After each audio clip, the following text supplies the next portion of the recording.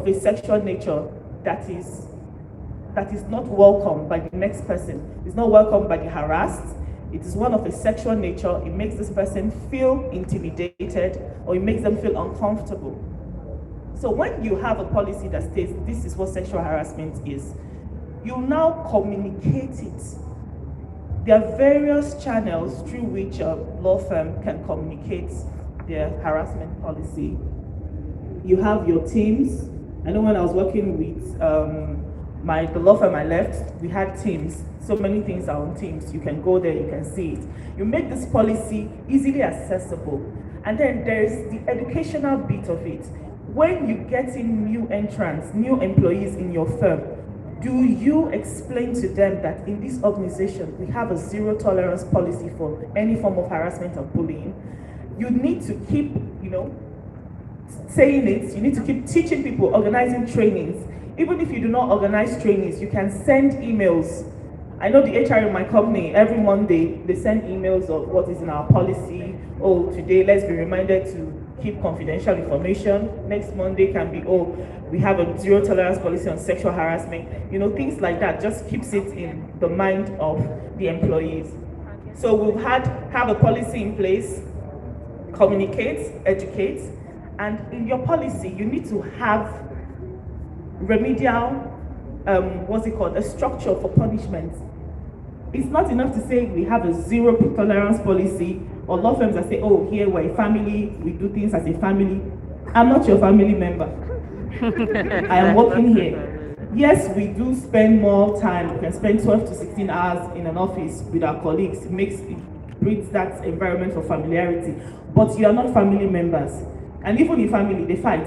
So you as a law firm or the owner of a law firm, you need to put this structure in place. Now you communicate. The remedial, sorry, I'm looking for this word now, like the punishments could be from maybe a verbal warning, first verbal warning. It could be dismissal. So this is something you can add in your handbook and say, oh, if you are found guilty of sexual harassment, it's gross misconduct, and you can be dismissed on the spot. Things like that. Also, we need to, sorry, I'm taking too much time, right? We need to stop the victimization. I know Mr. Ajagbe mentioned that, in his law firm, he hasn't had any incidents of sexual harassment, and I'm very grateful and thankful for that. So, you mentioned something about, what if it's the managing partner that is, and you send a complaint to a partner, and then the one after that, and nothing is done. I'll tell you for free that the truth of the matter is, we've seen when they even report, and nothing is being done. I know you have all the best intentions, but when you are faced with that, as the law firm, the way we have our law firm structured, I can say for free that nothing will be done. So I have a friend, very bright, very brilliant friend. One of the law firms, she was working there, very big law firm, top tier. And then she had, the first issue was, this partner kept on, talking to her. She refused his advances. Until they went for a TGIF. And they went for a TGIF, and he kissed her in the presence of other lawyers, their colleagues. And she slapped him. And the people came and held her, saying, why are you behaving like that? You know he's drunk. Lawyers, She took that complaint from there. She went to the senior partner. She reported. Nothing was done. And this man kept on making her life a living hell. She has, I can tell you for free, she has quit practice today. Because what you think of as a lawyer, if I do this now, okay, I complain, what is going to be done? What are they going to do? Okay, I live there. I go to another law firm. What am I going to meet there? There's always something I find so funny when you leave practice and somebody asks you, you've left this law firm. Nice, where are you now? And you mention another law firm. They are all the same. So there are so many things we can take from this session. And like Dolakwa also mentioned, you mentioned about, lawyers, we knowing these things on Clubhouse. I think I was also there too, on that session. Conversation. So Clubhouse is a social media platform, much like Facebook and Instagram, where people come and talk about different things that's happening. Names were dropped in that session. We as in-house lawyers, we know some of the law firms that do these things. We know names. So what we will do in our own little power we have, when you come to us for work and we see this law firm, we're not giving them work. So you may think you have all the power, but you have no reputation, and it goes round. We know these things, the way you talk, the way senior lawyers talk and say, oh, this one is happening, they laugh and joke. We, the younger lawyers, we also have our network. We also talk about it. We also say that one that's all the girls, he wants to finish all the girls in his law firm. We talk about it, and I'm not here to hide or even say, I'm not afraid to say things. We talk about these things. Don't mind that one. Senior SCN for mouth. We talk about it. But this is what the legal profession has been reduced to. It calls for concern. Like, I'm very happy, and I must commend the WF Forum of the NBA for coming up with this NBA sexual harassment policy. I really wish I had seen what was in it so I could speak to it, but I'm very happy there is a policy in the first place, so we can begin our conversation from there. So we're sure that they're well aware of all these issues, and I'm sure that everything has been adequately captured, as much as it has been adequately captured in this policy. So I'll be going online to ask the questions to Dr. Itoro Eze-Anaba.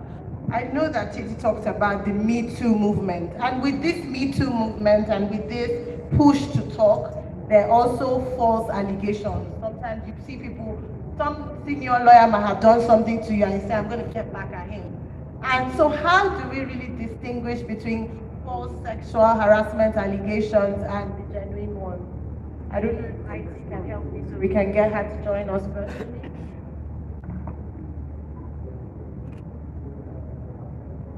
Okay, but before we have her join us, I know that we have Mr. Egboh is ready to answer. So Mr. Egboh, let's I'm doing my work, you're doing your work. Okay, thank you very much. And again, it's important that we have these conversations. I think it is abundantly clear to me, and I believe my co-panelists here, and obviously to the audience, that as far as the governance of law firms in Nigeria is concerned, it is weak. There's no other way of putting it. Weak as far as responsiveness or even appreciation of harassment in the workplace is concerned. It's obvious. I'm not sure we can have a debate around that. Now, if we recognize that it is weak, or in some cases non-existent from what you have said, what do we do? It's clear that it's a question of attacking it from the point of view of governance and regulation. It might be asking for a bit too much in the current circumstances to imagine that law firms will suddenly have an epiphany and change their minds tomorrow. I run my own law firm. I feel that all the female lawyers there, I am entitled to them. What's the incentive for me to change my mind? In other words, there's no incentive to change that kind of bad behavior from within. In other words, if we want a change, and we do want a change by having these kinds of conversations, that change has to be compelled from outside. And therefore, there are any number of ways in which we could go about it. If we start piecemeal, or say from the top, part of the requirements, for instance, to be SAN, you have to file your returns, you have to file this, you have to produce that, you have to have a good library, you must have this, you must have that, you must have a minimum number of lawyers.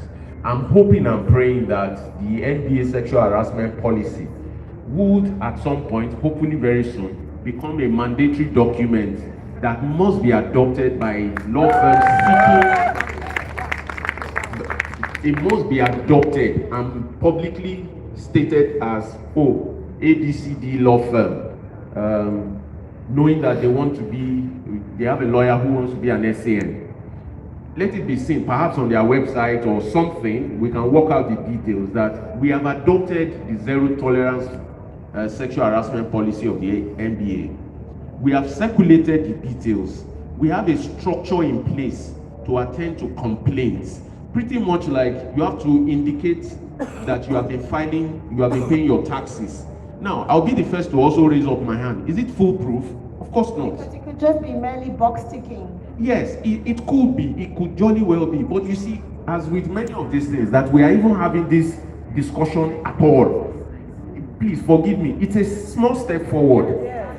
A small step, but it is perhaps a step in the right direction. So if you compel senior lawyers who by anecdotal evidence are the biggest culprits, not scientific evidence now, but senior lawyers who usually will fall in the ranks of those who want to be SAN, that example may perhaps cascade down. Now, I am not romantic to believe that that in itself will cure or eliminate harassment. But you see, by making it a front burner issue, it communicates to the entire profession that it is not acceptable. At the moment, it is dinner table conversation that, oh, I did this, I did that, and there's a measure of pride around it.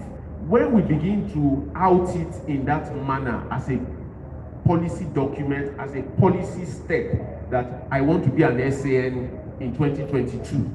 These are some of the requirements that are professionally required of me. In other words, my firm must be seen to publicly have a zero tolerance policy to sexual harassment.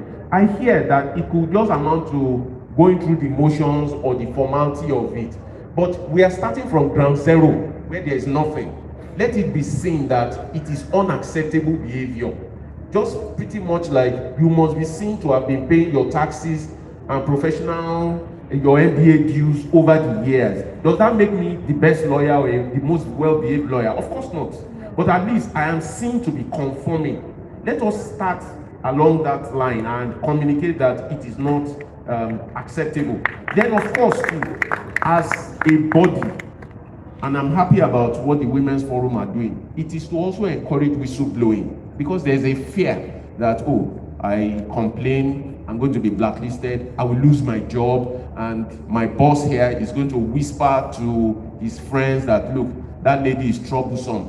Of course, when you say she's troublesome, it just means that she says no. That's what it means essentially. So we have to encourage whistleblowing. We also have to give comfort and courage to our young lawyers who have complaints. Overall, I will say that the dynamics of what is at play is that the management and administration of law firms is weak, or they are weak. And unless and until we can address that point, unfortunately, instances of harassment will continue. It's sad, but that is the reality that we face, because there's no oversight. There's no incentive to change bad behavior. There's nobody monitoring the administration of law firms, and that is what we are seeing at the moment. Okay, I just wanted to add that we're not really pushing all the focus and all the blame on law firms, because our topic has to do with the workplace in general.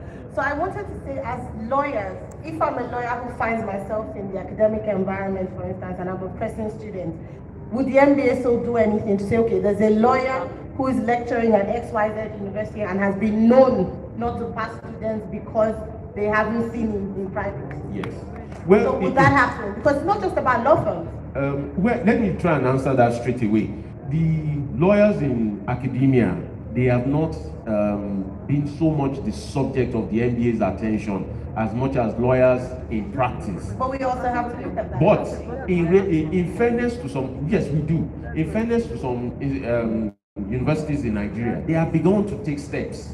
I remember Obafemi Awolowo University, yes. University of Lagos, even though these were instances that happened by BBC reporters, and then in the case of Obafemi Awolowo University, it was a very brave young lady who outed her professor, and as a matter of fact, the professor was jailed and dismissed from the university. I believe he might have finished serving his term. Now, those are bold steps to communicate to the community and to the wider world that they have a zero tolerance policy. I was fortunate enough to speak with the pro-chancellor of Obafemi Awolowo University on this matter, and he told me quite pointedly that the moment the allegations surfaced, he called the vice chancellor and said, look, without prejudging the case, the gentleman has to be put on suspension. That was a bold step on his part. while investigations were being conducted. And once the investigations were concluded, they prosecuted him, and we know what the results are. So we have to spread the dragnet, but let us do some house cleaning first within the NBA by strengthening the governance and administration and regulation. Thank you so much, sir, for that. And I was even just going to ask you the question, because we still haven't answered this question about, with the Me Too movement, there have been false allegations. People just come up and say, I don't like this guy, I want to finish him. And that's one of the best ways to finish a senior that you had some personal vendetta against. So do you have any advices as to how to differentiate between a true allegation and a false one? And then you can go ahead and say question. I was just going to add to the comments, and so when we're speaking, I can say this, that we're not just speaking about Law firms. yes, it's through academia, but one part that we're missing out on is also the public. Absolutely. The harassment of young lawyers, not just female lawyers, but also young lawyers in the public. In terms of sexual harassment, a woman walks to the courtroom and she immediately feels uncomfortable because she knows that I will be following her. She knows that side comments will be made. And I'm not sure that male lawyers experience this level of tension when they come into court. You immediately begin to adjust and try to find a seat as quickly as possible. But it's also judges as well.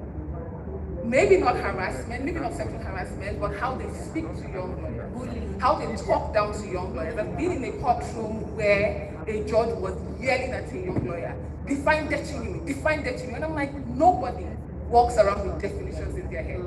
If I called even the best taught lawyer out on the spot and said, define this thought concept, it will stutter a little. I think that, as Dolapo said, there is an underlying culture that we need to address, that we need to speak to. This culture that anybody who is younger than you is somebody that you are entitled to talk down to. This culture that anybody who you have even the littlest bit of authority or power over is somebody that you're allowed to lord that authority over.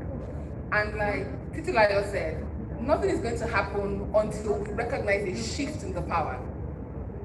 And that shift has happened, or that shift was demonstrated, I think, when the current NBA president was elected to power. It was a clear statement by young lawyers that, listen, we recognize that historically young lawyers have been relegated, but as millennials, as Gen Zers, we are here to demonstrate that we now have power and we are not afraid to exercise that power.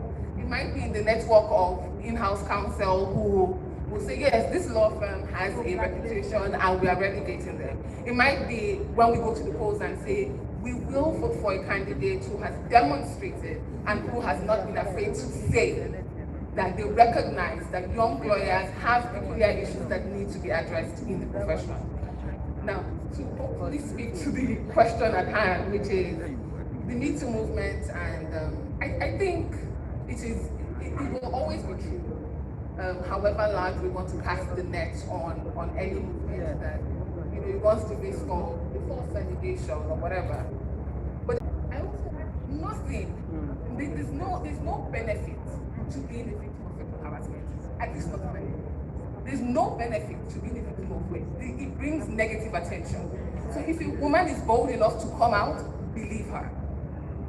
Do your investigation, but the point of entry into that allegation is to believe the woman. Because what she's immediately going to face is harassment from the man who already harassed her, from his peers, from his colleagues, from the people who will be judging the situation. She comes from a point of view of everybody questioning the truth of her statement. Anybody who is willing to expose themselves to that level of scrutiny is somebody that we should give the benefit of doubt. So Me Too happens, and I'm taking it from the point of view that if somebody is coming out to say something happened, I choose to believe until you can demonstrate that nothing happened. Thank you so much for that. Thank you very much for that. Believe her first. In fact, that resonates with me. So I'll move on to Dolapo. And I'll say, Dolapo, you talked about some kind of protection. So if I know that I have some kind of work insurance policy behind me, I can say I'm leaving this organization. But if I decide that I still want to stay in an organization, maybe if I look at it on a scale of 1 to 10, I see that this is an organization that pays me good salary.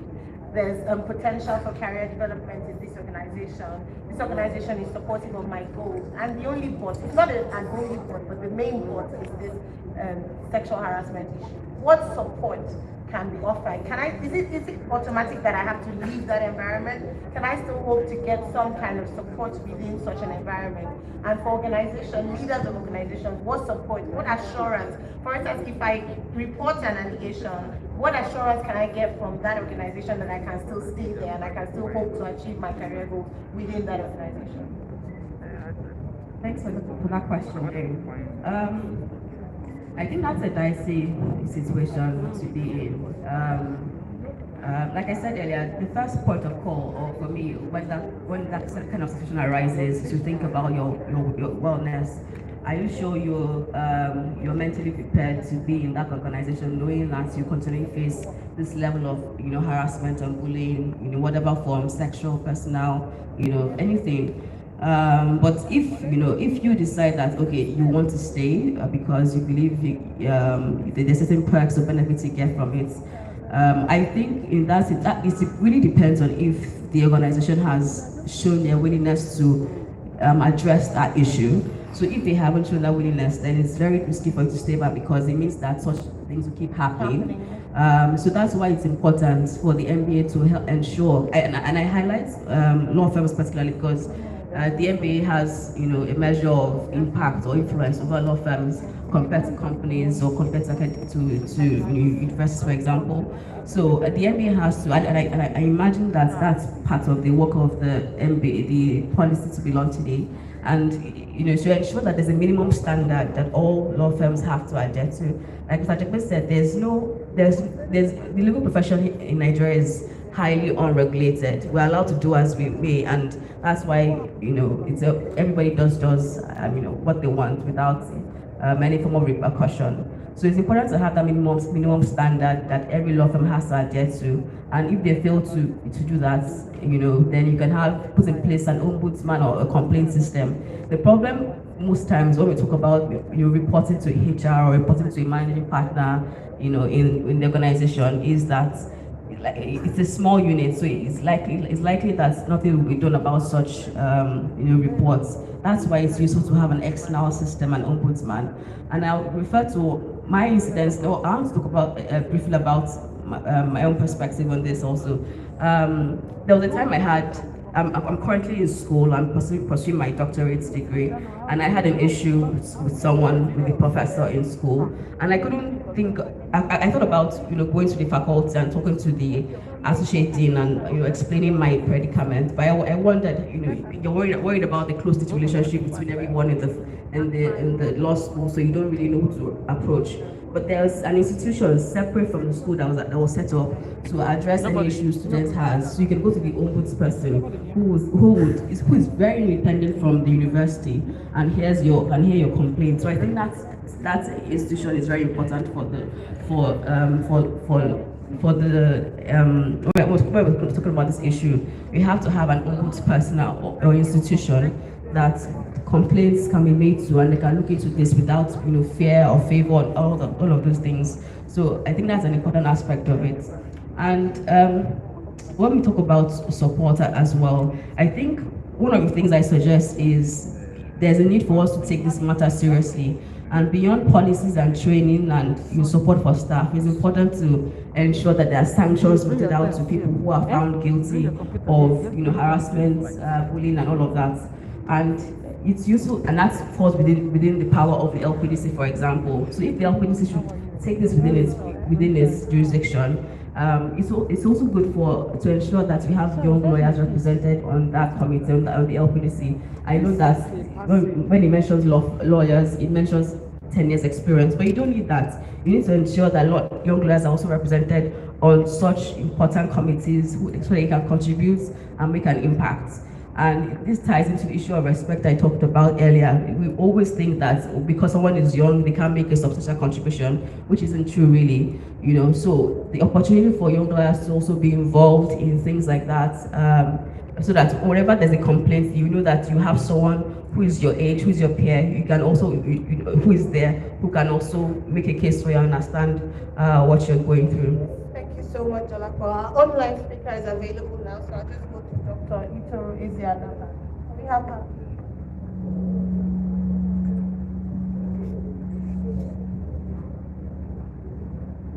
Please. It's a delight to have you here, ma'am. So your question has to do with trauma management. We had already highlighted that one of the issues, it's always a difficult thing for someone to come out to say, I've been sexually harassed. So mental health wise, how do you advise anybody to cope with their mental health? How do you advise them to cope with the trauma and the post-effect? Thank you very much. And my name is Itoro Ezeanaba. I am not Dr. Itoro, just to correct that. For that. And I would like to just briefly go back to the issue of false or genuine allegations that we talked about earlier, because I've been online for a while. And also to support the other speakers that said it is lack of focus for us to begin to look at whether an allegation is false or genuine, because doing that will actually be a distraction. We should rather focus on what needs to be put in place in order to prevent sexual harassment or sexual violence as a whole. And the fact that once an allegation is made, the important thing is that it should be properly investigated with a view to assessing whether the issues raised by the complainant actually took place. And that means you have to gather evidence. And like the last speaker said, it's preferable if this is done by an outside person and not necessarily somebody within that organization, because then it will provide a level of credibility and confidence in that process. And in many cases, the allegation is usually substantiated by evidence. But when there is no evidence, it does not mean that it did not happen. So there has to be a thorough investigation before it could be proved that an allegation is genuine or false.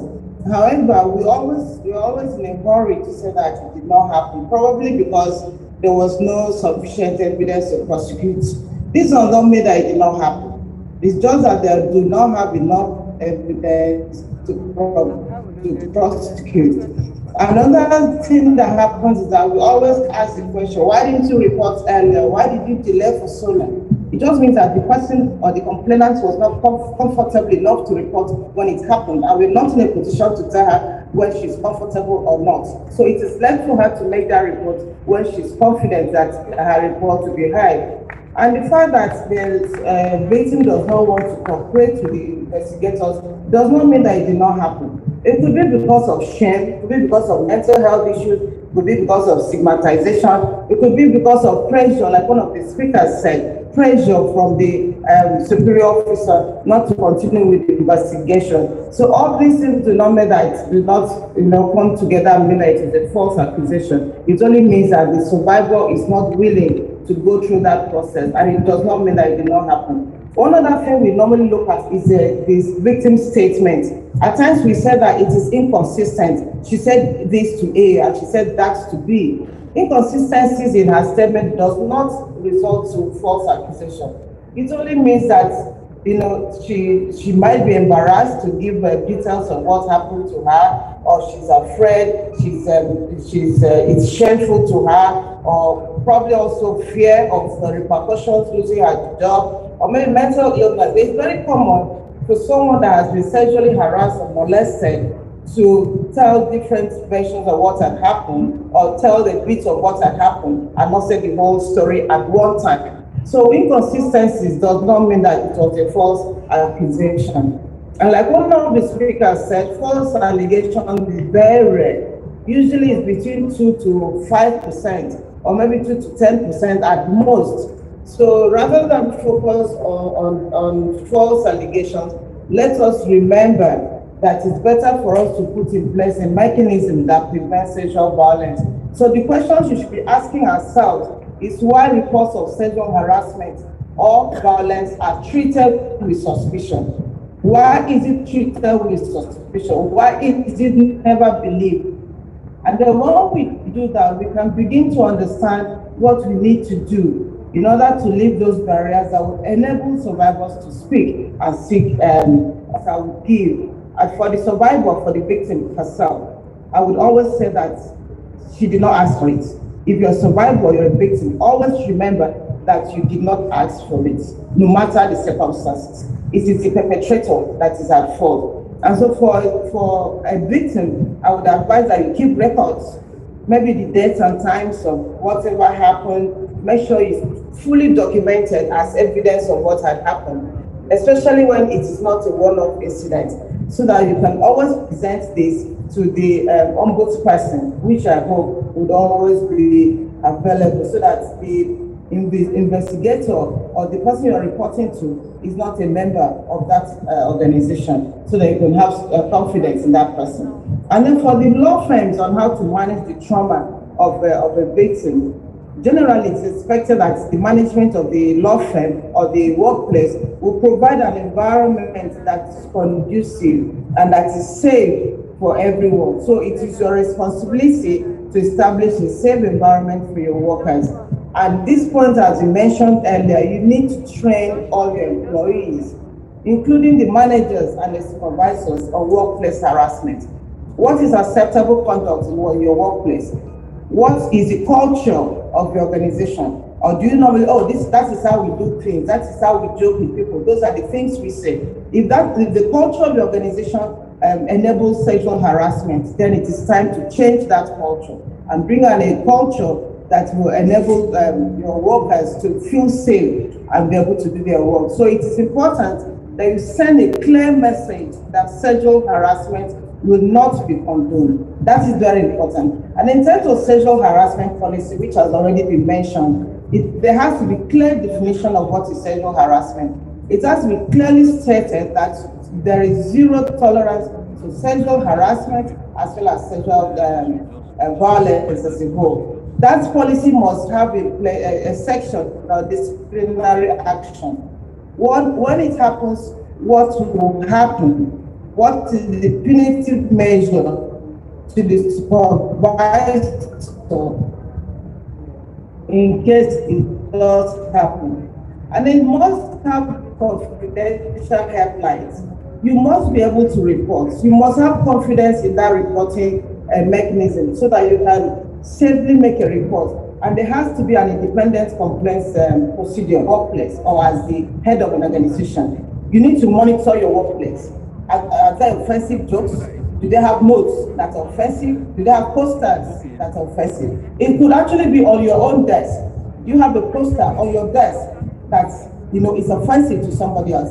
One of the panelists mentioned earlier that if there's a joke, if you're telling a joke, and she's walking past to get water from the water dispenser, and it's sexual in nature, she becomes a victim of sexual harassment. So if you're a manager in a workplace, what do? Do you monitor your workplace? Do you have an ear to the ground to make sure that your environment is safe for those that are working in that place? And then when there is a report, it is important that you listen, pay attention, and believe. It is very, very important. And once you listen, you have to affirm what you have been told. In other words, you can always say, thank you for telling me about this. I'm so sorry that this happened to you. Give that person the confidence that it is not a joke, that it is not being trivialized by the organization, and that something important to be done. It's important that you don't ask questions that trivialize or blame the survivor. Don't ask the question, why didn't you report it? Why didn't you come to me earlier? Why didn't you go there? What did you do? Okay, what was your response to it? Those questions actually blame the victim, and they could be very traumatic. Don't forget that whether it's sexual harassment or sexual violence or rape, whatever it is, that is of a sexual nature and is offensive to the survivor, it is very traumatic. And so we have to do all that we can to make sure that the survivor does not suffer secondary trauma. It is important that we take the allegations seriously, which means that there has to be proper investigation and fact finding, and there has to be a fair and objective and thorough investigation of the issue that has been complained of. You have to investigate promptly. It has to be done promptly. And then for the survivor or for the victim, you have to refer that person to a professional counselor or a mental health professional. And if it's necessary, you keep that the matter private, if it is so requested by the person that has complained. We need to remember that mental health is real. And one of the causes also is sexual harassment in the workplace. So we need to make sure that our workplace is safe for our staff and all those that are in contact with us. So we need to remember that when abuses occur, most people keep silent. They bear it quietly. They don't talk about it. They keep quiet because they do not believe that there's a system in place that will bring about any kind of accountability or that there's any likelihood of repercussions of the perpetrators, especially in an environment where people believe that false accusations and that false accusation is right. So if I work in a place where in the normal course of business, I know that people there believe there's false accusation, then I'm unconsciously being told that if I make a report, it will not be believed.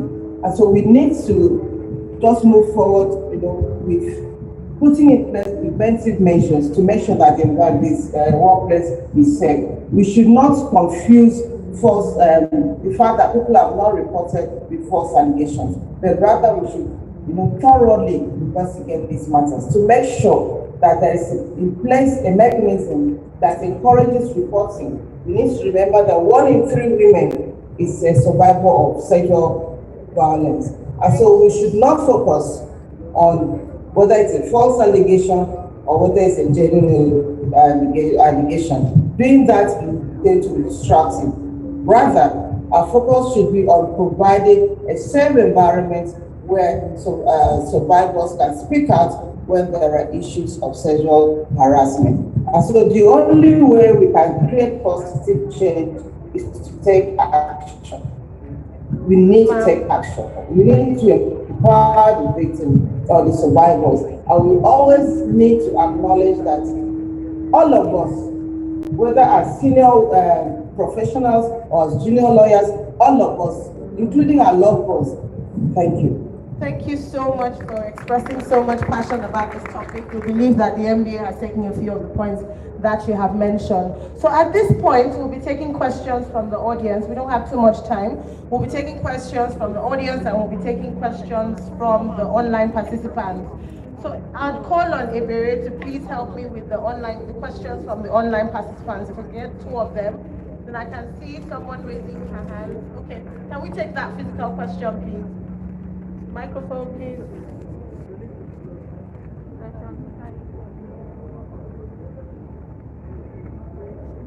We don't have too much time, so please make it as brief as possible, ma'am. Thank you very much for the opportunity. My name is Anze Bishop Caroline Ladidi. I'm from the Crew branch. I am interested in the topic of discourse, and I'm just wondering, is this limited just to lawyers, just to law firms, or to every other workplace? Because this issue spread even further to other offices and organizations.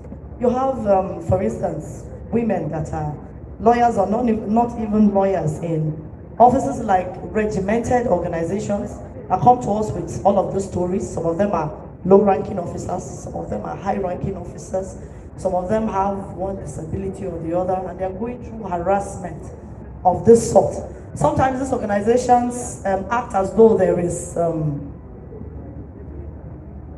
as though they have, a network of these psychologists, counselors and all that, but it's all just a window dressing. So in addition to that, I'd like to know what the MBA is doing to penetrate that. I wish they could have a synergy, a collaboration with many other organizations, so that when these investigations are being done internally, they are also done externally. They tell you they already have their investigation mechanisms, they have units that take care of women issues and all that and all that.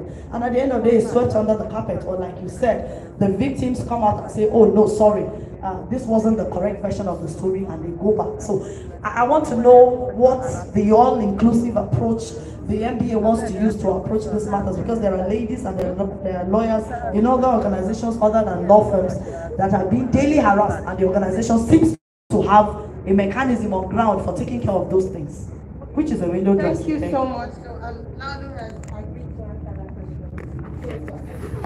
To go back to the earlier question we discussed when I first spoke, which is that the NBA ultimately must work within the boundaries of his authority. And if the NBA attempts to act where it has no authority to act, it would be a waste of resources, unfortunately. So it's true that we have lawyers working outside of the ambit of the NBA in terms of organizations that are not necessarily law firms or law organizations. And yes, maybe it's encouraged that we should have like some sort of synergy in terms of how we execute policies and things. But ultimately, if the organization is not within the ambit of the NBA, I don't know that we can make affirmative positive statements as a body of lawyers saying this is what you should do or this is what you can do. It will boil down to persuasion, encouragement, and negotiation and diplomacy, I think. I'm happy to be guided by you. Okay. So just to quickly add, so you're not left without a remedy, the NIC actually has jurisdiction on sexual harassment.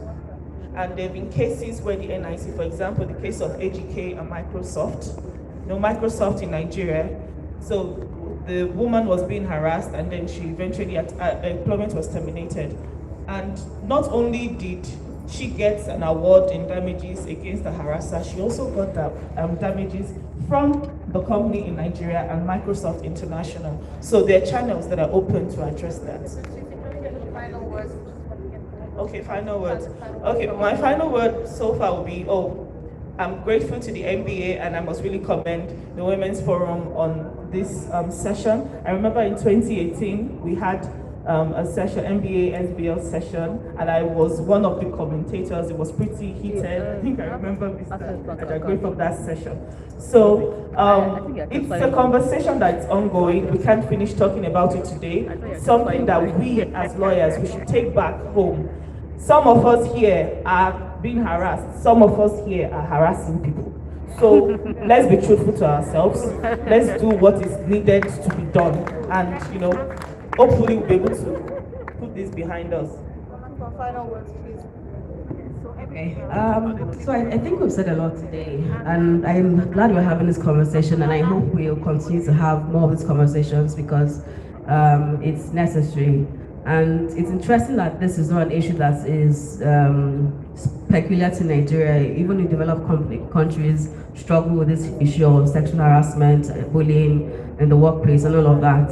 But like we said, putting in place that structure is the first, issue. It's the first thing that needs to be dealt with, and having trainings and having a policy in place to address all of this is something that we need to do. And I hope law firms and other organizations take away from this and actually do something about it.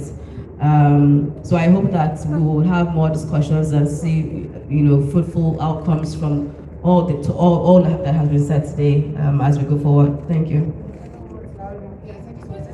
Thank you so much, the NBA, especially the Women's Forum, for putting this together.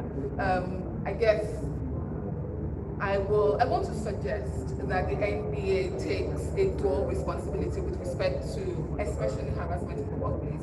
One, we have seen like the legitimization of the complaints that young lawyers and women have. And I think that legitimization takes place in the fact that we have this platform. But I think the next step is to take overt active steps, like make it a public-facing action that the NBA will support the actions of women, of people who are harassed. Legitimization is the first step, but we need overt action. We need a clear statement from the NBA that this is something that we are putting the might of our authority behind. We will not tolerate harassment. Whether of a sexual or non-sexual nature, we will not tolerate harassment. Mr. Ajagwe, please, your final word. Yes, good conversations, a lot of brilliant commentaries that we have had. Part of the topic of today, if I may cycle back, is on patriarchy and sexism, and I'm not sure that we've said enough about that. Let me just very quickly add on that subject matter that as we get ready to end this session, in 2021, it is not entirely complimentary for us in the legal profession to still abide by that fiction that there are no ladies at the bar. Yes. It is just wrong. I remain very puzzled by the fact that when you read appellate court judgments, I'm not a litigator by any chance, but I still read these things. you read appellate court judgments where there are two female judges and they are referring to themselves as my brother. It's something I remain very puzzled by, whether at the Court of Appeal or at the Supreme Court. You have loads of respected female judges, but for some reason, they still perpetrate that fiction that my fellow female judge is to be referred to by the male pronoun. I am not aware of any Commonwealth jurisdiction that still abides by such antiquated practices. The UK, where we borrowed our legal system, our common law system, they happily refer to a judge by the gender of that judge. So, my lady, my lord, or Mr., and so on. And it doesn't diminish anything. And that's an example of patriarchy at work. That's an example of sexism, because it denies the fact that this female judge is female. And so those are ongoing conversations that I think we must have. We've talked a lot about sexual harassment. Unfortunately, it's an unending discussion that we must have, and that we're having it at all in itself is a step forward, as odd as that may sound. And I'm hoping that when next we have another session like this, hopefully it will be to record some progress that has been made in the light of the policy document that we have before us. Thank you very much. Thank you so much to all the panelists for the interesting conversation. Thank you so much for all the suggestions. I know the leadership of the NBA is here. We have Mr. President here. We know that everybody has given their suggestions, and we are commending the NBA for coming together to bring this policy to the fore. And we look forward to it being launched today, and we look forward to the NBA taking decisive steps We're looking forward to the NBA taking decisive steps to an stance against sexual harassment and bullying in the workplace. Thank you so much, everybody.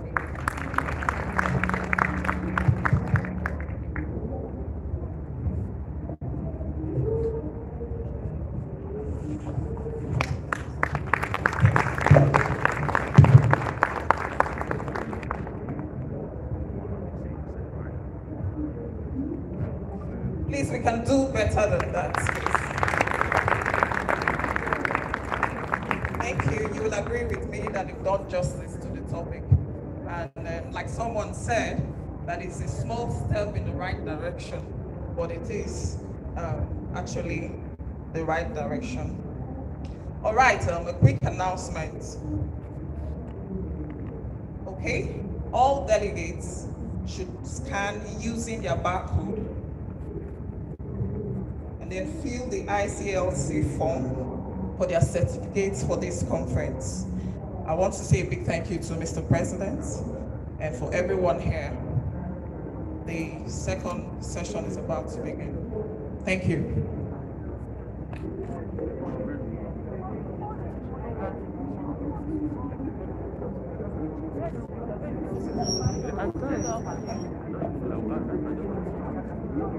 I thought you were supposed to touch something.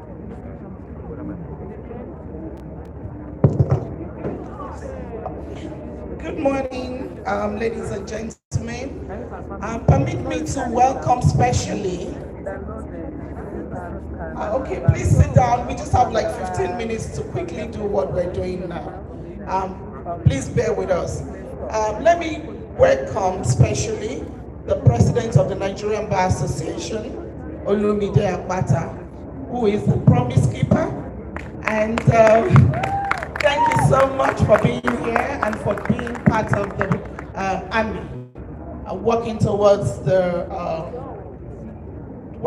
making the lives of female lawyers better. I want to welcome specially to the General Secretary of the Bar, Mrs. Joyce Odua. I'm going to answer some queries from Mr. Odua, but that's permitted. Thank you. She's one of us, and she's also taking charge as the General Secretary of the Bar. You're welcome. Let me also welcome, especially to the chairperson of the NBAWF, that's in the person of Professor Mrs. Oluyemisi Bamboshe, SAN. You're welcome, ma'am. And I'd like to welcome Obafemi Adewale, SAN, my leader from the Ekiti Bar. You're welcome, sir.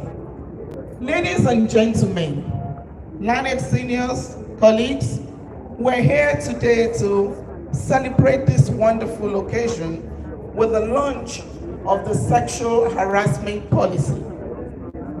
May I please invite to the podium the President of the Nigerian Bar Association, Mr. Olumide Apata. Please, you can do better. Give him a warm applause because this is history in the making. Thank you so much, sir. Also, I'd like to invite to the podium the General Secretary of the Bar, Mrs. Joyce Odua. You're welcome. And following her would be the chairperson of the NBA Women Forum, Professor Mrs. Oluyemisi Bamgbose SAN,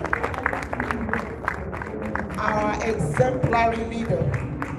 Please give her a better applause. Also, today we have the chairperson of the Advocacy Committee of the Nigerian Bar Association Women Forum, Mrs. Folashade Ali.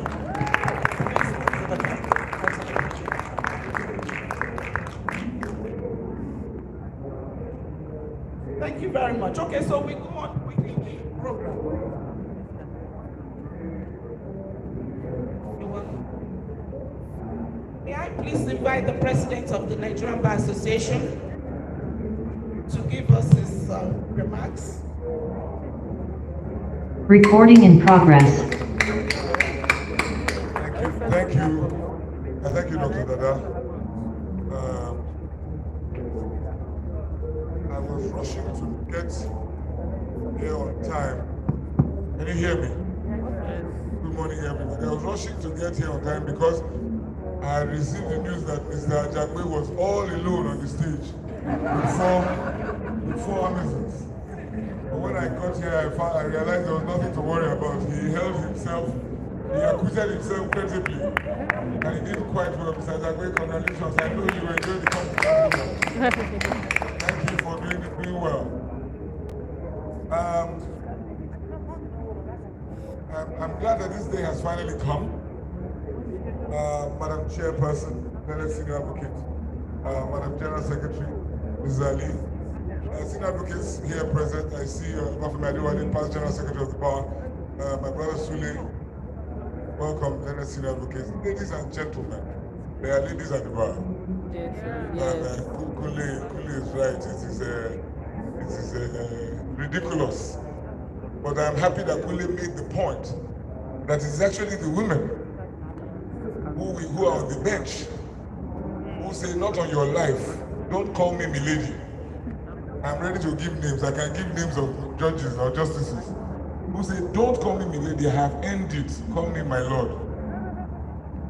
The other day, somebody says, my lord in his judgment. So I was saying, no, her judgment. I said, no, you don't understand. It's his judgment. I said, okay, sorry, I'm not initiated. But anyway, so it has to also come from within. That system of patriarchy, even the ladies have subscribed to it and believe that it is a promotion for the agenda to be changed. But then again, on a lighter note, in today's world, once we now begin to recognize gender or the differences in gender, the transgender people, when they show up eventually in this judiciary, I wonder how we will, or the non-binary, or those who say they are not he or she, but they are just they. So the Lord. So let's think about that because the future is here, it's upon us already. Thank you for this opportunity to speak about the sexual harassment policy. First and foremost, everybody here, kindly give a round of applause to the Women's Forum.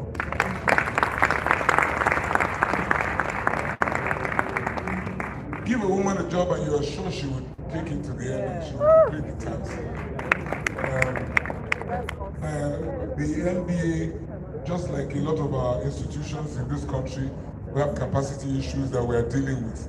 But with regard to the Women's Forum, this they took and ran with. And I am so glad that we are here today to see it unveiled. Thank you, Madam Chair. My few comments with regard to the policy is that, I mean, it's been long in coming, but thank God it's here already.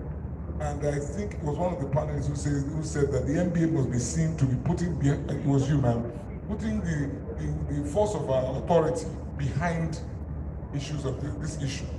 And I commit that that's what we intend to do. One of the problems that I find is that, and I am guilty, and I've said this before, because you do not subscribe to something, or you are not, I have only sisters. So I grew up in the house of women. I was extremely close to my mother. So I have never seen the female or the woman as anything less than perfect, anything less than, anything less than, in terms of capacity, the woman, what a woman can do better. I've subscribed to that all my life. But the truth of the matter is that not all men are like me. So, but what we find is that many of us men who have never discriminated against women, or in part of this rubbish of harassing women, and first of all, harassment in the workplace is only about women, but let's just talk about the women side of things. Many of us who don't subscribe to it assume, take it as the norm, that is how everybody else behaves. But the truth of the matter, as I've come to find out, is that is not how everybody else behaves. There are some really badly behaved bosses or employers or senior colleagues or colleagues out there who don't seem to understand that you must respect every individual, respect the female, the male. You must observe spaces.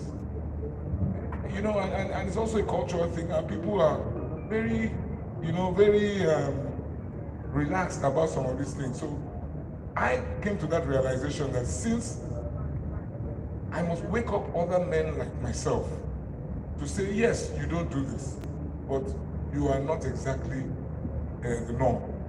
So the first thing that we need to do is to wake up those men who don't realize that this is an issue that we must we must support. Because once everybody comes out and we call for the naming and shaming of badly behaved people, when the president of the NBA, when senior members of the bar who are men come out and say this will not be permitted, you will find out that the perpetrators will recede and continue to recede into the background until they disappear. But when it is only the women who are speaking about this, you find that everybody just is waiting now don't come again. But so I commit that the NBA, beyond just putting letters or words on paper, at least as long as I'm president, we are going to ensure that implementation will be seen through to the letter. And what do I mean? We must make it uncomfortable. We must make it uncomfortable for people to behave in the manner that, you hear about what happens in an office. And the lawyer is expected to, because she's female, it is just assumed that she's the one that will go to the booker and buy the amala that the men will eat for lunch that day. What are you a woman for? So it goes beyond sexual harassment. It's just that, that denigration or that condescension that, that, like I said, as an individual, it is alien to me. So sometimes I don't even see the signs. But we have to remind ourselves to look out for those signs, because some of our female colleagues are really suffering under this kind of treatment.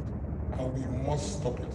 We must stop it. But having said that, beyond sexual harassment, harassment in the workplace is something that we as an association must be seen not to pay lip service to when we say we're going to fight it. Which is why I'm glad that my predecessor in office brought this up and enjoined the Women Forum to work on it. And today we are launching policy. I don't want to say too much. Somebody is going to be speaking about the policy itself. so that we understand that a lot of work has gone into this. But we must sit down and think about an implementation methodology. How are we going to set up a team? Are we going to have a watchdog? Are we going to have a watchdog committee that will say, okay, and then whistleblowers. How do we have our whistleblowers? You know, I heard of a lawyer somewhere in Lagos. As soon as his female employee walks into his office, there's a button at his desk. Somebody called me about it. As soon as he presses that button, the latch on the door is locked. She can't leave the office. Somebody reported it to me. My jaw was almost, I had to pick my jaw up from the floor. Since she walks into the office and he presses that button, she can't get out. I leave to your imagination all that transpires before the door is finally open. And this particular lady, you know, I was called and she says she's so traumatized that she got a job in another law firm, and then she decided that, you know what, she was so traumatized, even though this law firm wasn't of the same, there was no harassment there. She had been so traumatized that she can't even practice law anymore. She just says, I'm done. I'm done. So when you hear these things, it's not home video. It is happening. So we need to be able to find a way beyond writing out a policy. How do we implement this?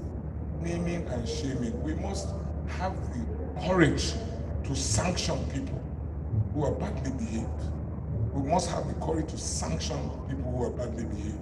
And the young lawyers, the guys also go through hell at the hands of employers, you know, so it is something that we will pursue. You have my word, you have my commitment, that it is something that we pursue. Can I leave this for a second and just focus on the Women's Forum and say how glad and how delighted I am as how you have continued to work on your mandate. Thank you very much.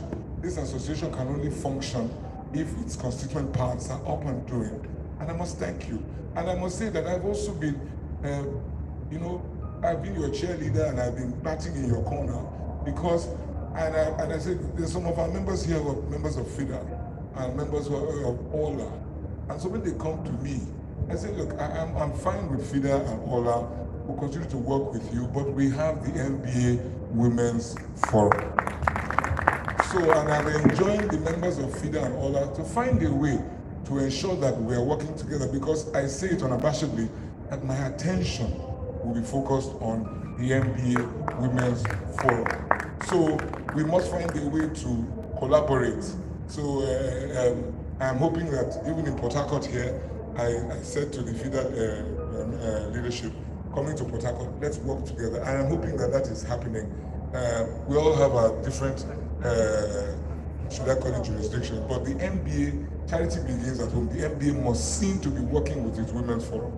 And I also ask the women members of the forum, please champion your forum. It is happening to me to still go around and people still need to be told that there is a women's forum of the NBA. We must increase the volume. We must let the people know. I am committed to the women's forum, and we will ensure that we want to make it such a way that it doesn't happen again, that somebody will have to talk about reviving the women's forum. Let's put it on such a firm footing that it will not be possible for even if succeeding administrations do nothing, the forum will run by itself. You have seen the example of the sections of business law, section on legal practice. They are running semi-autonomous. This forum must be giving that energy. And for the rest of my tenure, you can be sure that I will continue to do that. Beyond writing checks, I will be I will be fully involved. So thank you very much, and I'm sorry I'm taking so much time, but I look forward to hearing more about it. Thank you so much. Thank you so much, Mr. President.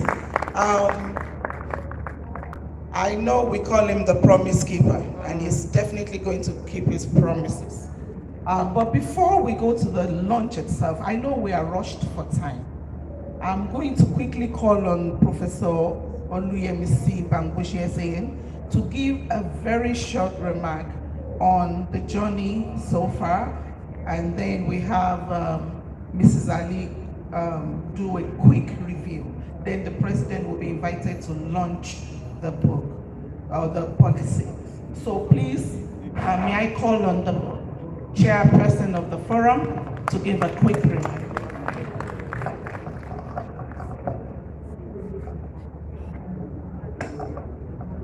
Mr. President, Mr. Onweh, the NBA President, and our General Secretary, Mrs. Odua, Mrs. Ali, learned senior advocates present here, distinguished and eminent ladies at the bar, and distinguished ladies and gentlemen. I also recognize our male champions that are here. Please, distinguished ladies, please give them a round of applause. I'll just give a quick remark how we came about this policy.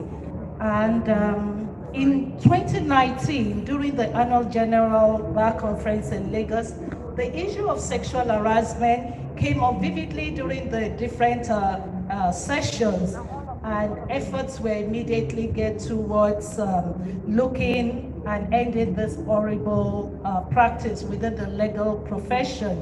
And one of the things that the then administration did was to re-inaugurate the Nigerian Bar Association Women Forum, which has been in abeyance. And Mr. President, I promise you, the MBA WF will never go into abeyance again. It has come to stay. And immediately after it was re-inaugurated, right from inception, we made the issue of sexual harassment one of our top priorities. And then, coming to the Onweh administration, immediately he assumed office in 2020. He continued to give us maximum support, and he requested the NBAWF to facilitate the draft of the sexual harassment policy. And to give impetus to do so, we called on our advocacy committee that is led by Mrs. Folashade Ali. This policy, I must say, would not have been possible if not for the firm and undoubting commitment of Mr. Onweh. I will refer you to something he said during his campaign, and it is very important because when you are choosing somebody, you must choose somebody who says and he does. Mr. Onweh, in his manifesto for office for the president, which he titled "Making the Bar Work for All: My Leadership Program of Action for the Nigerian Bar Association," he mentioned specifically in Chapter 2A, 15, the issue of protection of lawyers against sexual harassment in the document. The president, at page 7, while making a statement on the welfare of members, said, and I quote, "The promotion of the welfare of Nigerian lawyers is important to the bar, and it therefore promised," I quote again, "I promised a better working condition." As part of his core mandate to lawyers in Nigeria, the president promised, and I quote again, protection of lawyers against sexual harassment. And he further promised that he will do this, and I quote again, by pushing for the NBA to have a sexual harassment policy that every lawyer must adhere to, and by, I quote again, escalating proven cases of sexual harassment by a lawyer against another lawyer to the status of a professional misconduct. People with good intention make promises. People with good character keep them. It's by an unknown author. The launch of the sexual harassment policy at the 2021 64th NBA Annual General Conference is a fulfillment of the words of the president and a pointer to his person. In the NBAWF, we call him what? We call him what? Yes. And with this sexual harassment policy in place, we hope that the issue of enforcement is taken seriously by the NBA. It is the expectation of the NBAWF that the sexual harassment policy will send a strong signal to provide and create a safe, healthy, respectful, and comfortable work environment for all lawyers, and most importantly, it will reduce physical and emotional harm to the Nigerian female lawyers. It is our earnest hope that the Nigerian Bar Association, being the foremost and oldest professional membership organization in Nigeria, the NBA sexual harassment policy will be a flagship document which will not only be beneficial to the legal profession, but of tremendous value to other professional bodies in Nigeria. Thank you very much, Mr. President. Thank you very much, Prof. I out of time, but the committee has given us 2 minutes magnanimously. So I'll call on Mrs. Folashade Ali to review the policy quickly. Good morning, everyone. My President, General Secretary, all other protocols observed. I've been told I have only a minute, and so I can't extensively, unfortunately, review what I had planned to do. But to say that every point that has been said today is all captured in this policy document. It's a document, it's an 18-page document, 16 articles. It clearly defines what sexual harassment is. And not only does it define it, we actually adopted the definition of the International Labour Organization. So it is any type of behavior that has sexual connotation, be it physical, verbal, non-verbal. And we also adopted the 6-point agenda, which is you understand, observe, examine, confront, and try and resolve it. So it's really detailed. The complaint procedure is very clear, from informal to formal. It goes into the scope. So for people that have been asking, is it limited to only those in practice? The answer is clearly no. It's for every lawyer, be it in private, public, civil servants. And we plan by the power that our president has to ensure that every lawyer in every organization that they implement it. So it's the policy is clear. The code that every law firm will be mandated to sign is all stated there. We are very clear that this policy document, if indeed is implemented by all the law firms, would be the step in the right direction to stop this menace. And really it's about speaking up. NBA is listening, and really it's a Sorosoke time.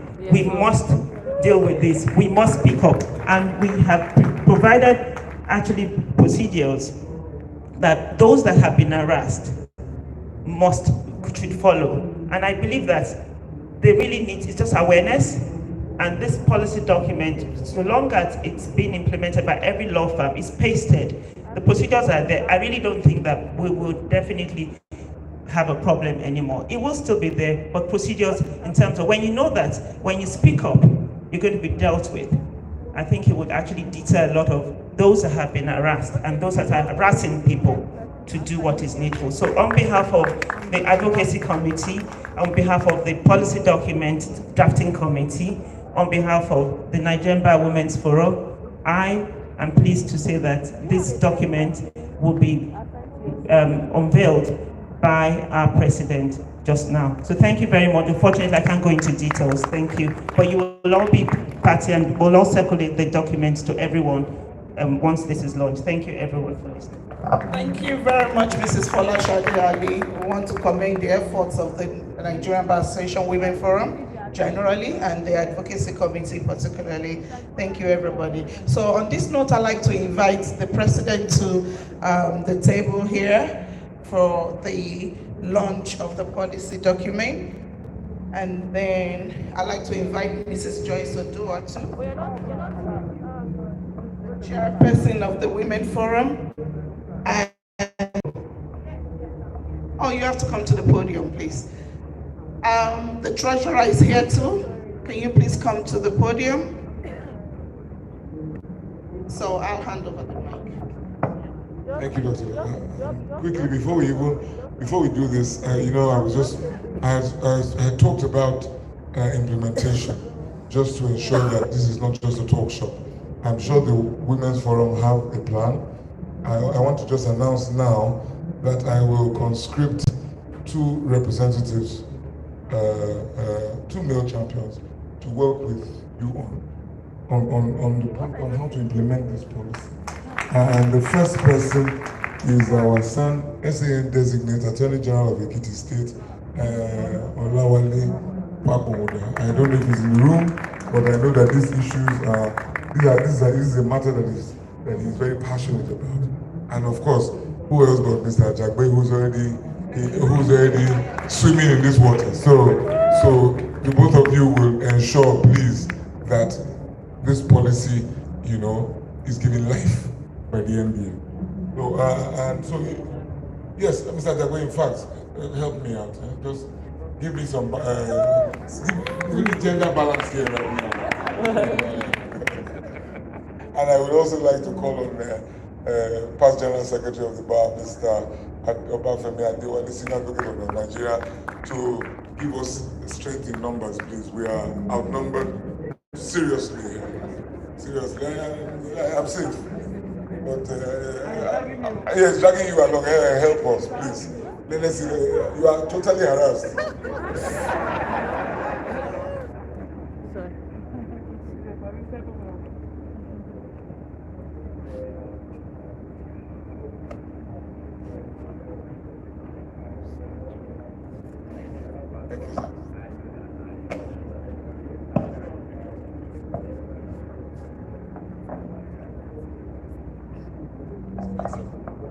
So time is fast spent, and I'm sure my TCCP are quite upset with me that I'm even the one prolonging our stay here.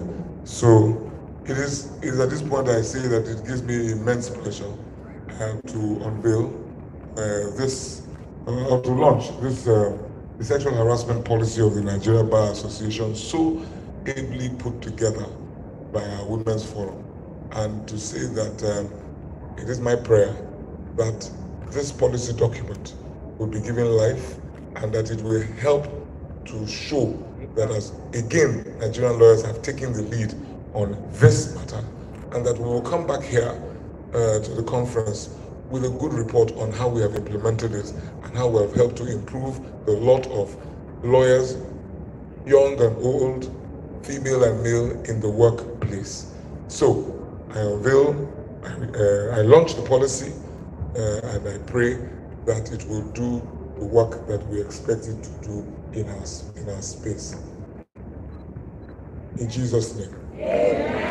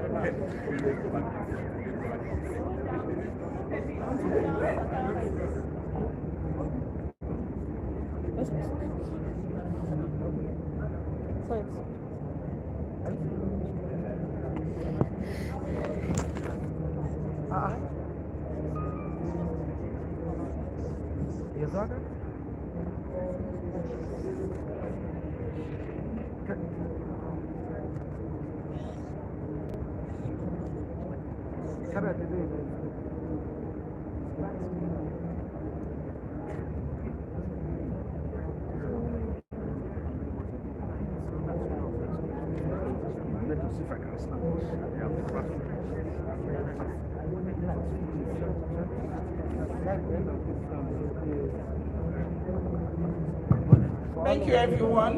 And that brings us to the end of the program. So enjoy the rest of your day. Have a good day. Thank you. Bye-bye. Let me see.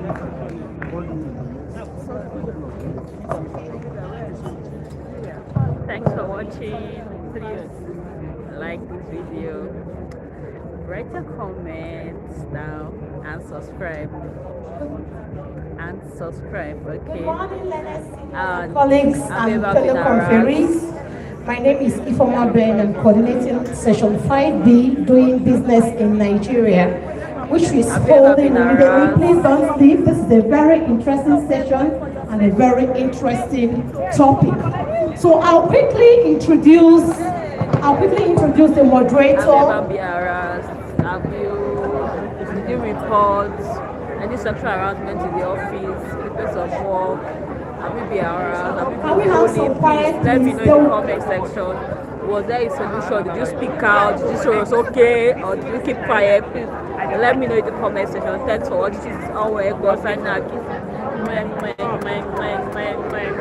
Please, can we have some time?